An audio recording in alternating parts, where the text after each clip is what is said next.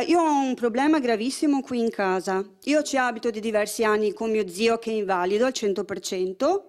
È praticamente più di un anno che è sempre all'ospedale. Viene a casa un giorno e poi lo devo ricoverare perché ha problemi gravissimi.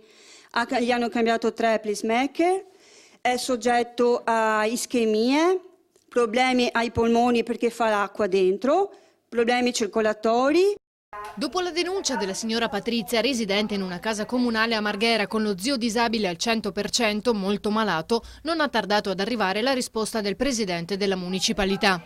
In questi giorni stiamo presentando alla cittadinanza il piano di recupero e riqualificazione di molte palazzine della zona di Via Rinascita, fra l'altro in particolare proprio anche quello dove risiede la signora. E quindi verrà rifatto un cappotto esterno, i lavori partiranno presto, a metà febbraio, con un primo step di 6 numeri civici e poi a seguire vari altri interventi per un totale di una cinquantina di interventi complessivamente che rifaranno completamente il cappotto esterno a queste palazzine.